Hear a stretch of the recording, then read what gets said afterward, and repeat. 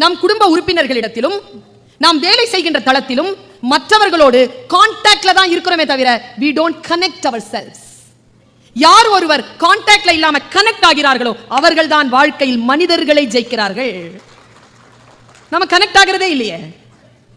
மனைவியோடு connect ஆகிறோமா? we have contact. குழந்தைகளோடு connect ஆகிறோமா? we have contact.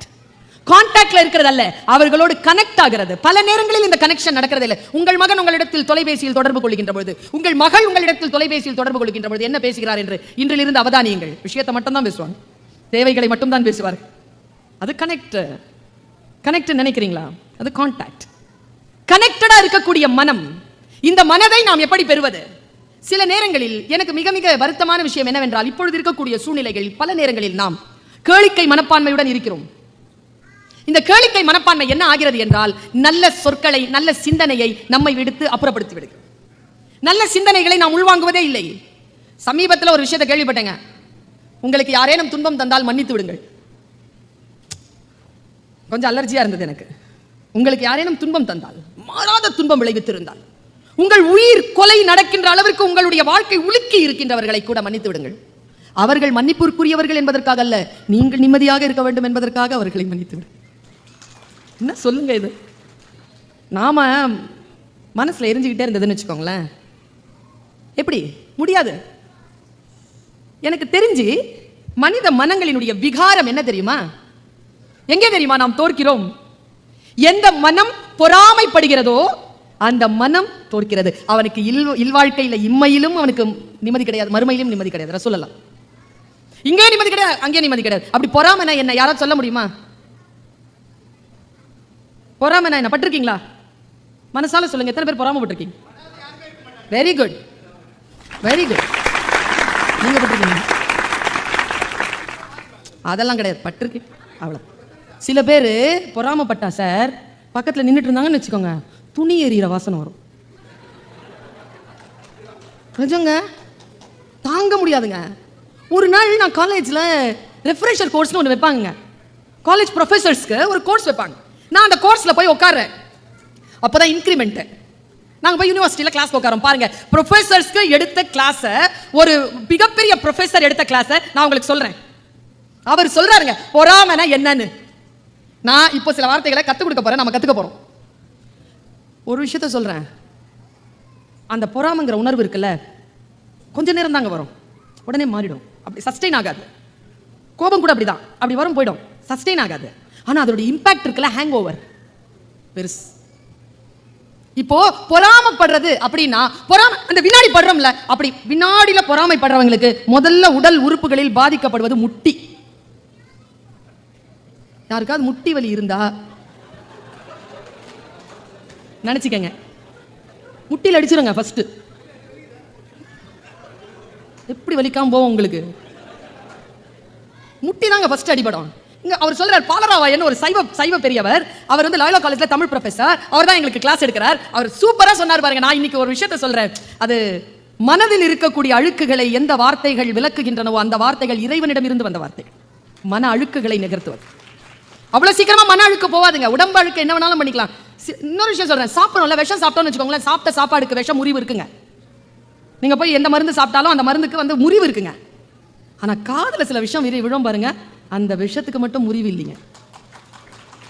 என்னன்னு தெரியல, 2 நாளா உன் பொண்டாட்டியை வந்து, சரி நான் சொன்னா உன் மனசு கேடும், அப்புறமா பேசுறேன்.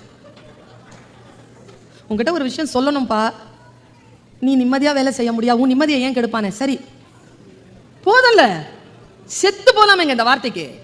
சொல்லவும் முடியாது, விழுங்கவும் முடியாது. வாழ்க்கையில் நாம் அழிந்து போகக்கூடிய காதில் விழக்கூடிய விஷச்சொற்கள் பாருங்க. சொற்கள் நம்முடைய மனதை கழுவுகின்ற சொல்லை அந்த சைவ பேராசிரியர் எனக்கு சொல்கிறார், எல்லோருக்கும் சொல்கிறார். எனக்கு அது புரிகிறது, உங்களுக்கு புரிகிறதா என்று பாருங்கள். எது பொறாமை? இங்க இருந்து யாராவது ஒருத்தர் சொல்ல முடியுமா? எது மன தூய்மை?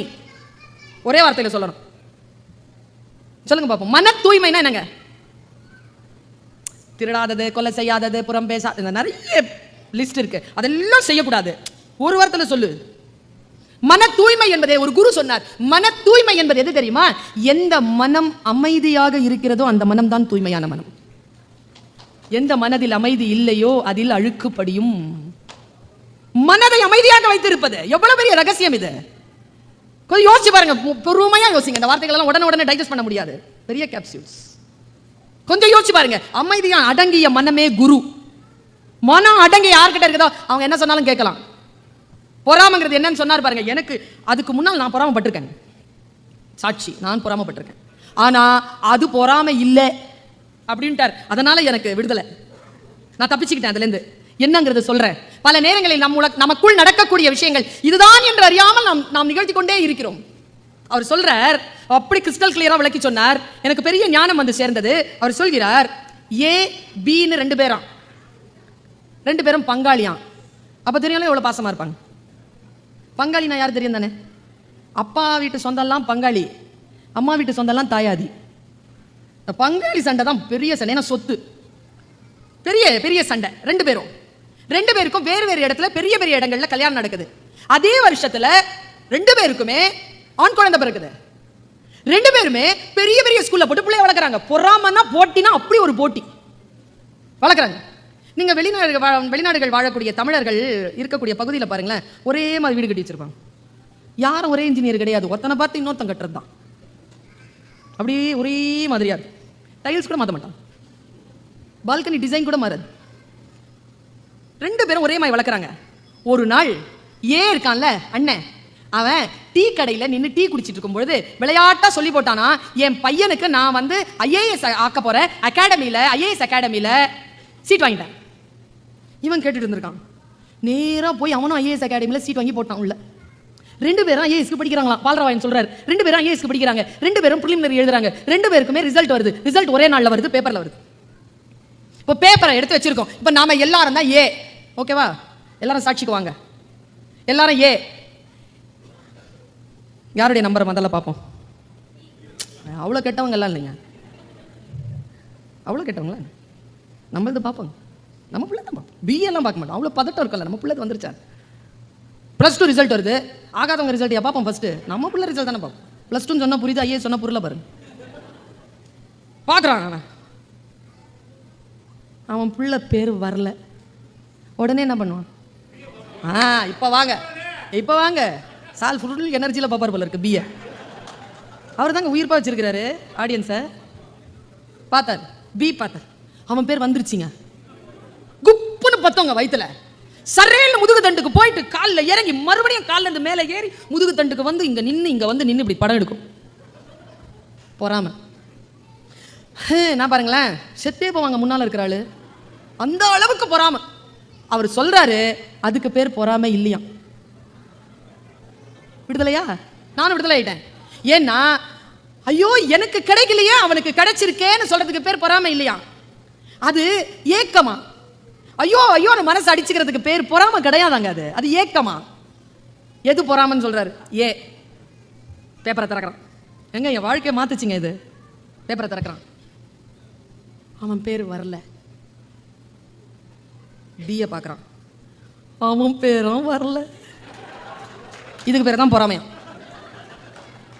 இதுதான் முட்டி போகும், கிட்னி அடிபடும், ஹார்ட் அட்டாக் வரும், பிபி எகிரும், எல்லா பார்ட்ஸும் பலவீனமாகும். அடுத்தவர்கள் தோல்வியை கண்டு நாம் படுகின்ற மகிழ்ச்சிக்கு பெயர்தான் பொறாமை என்றவர்.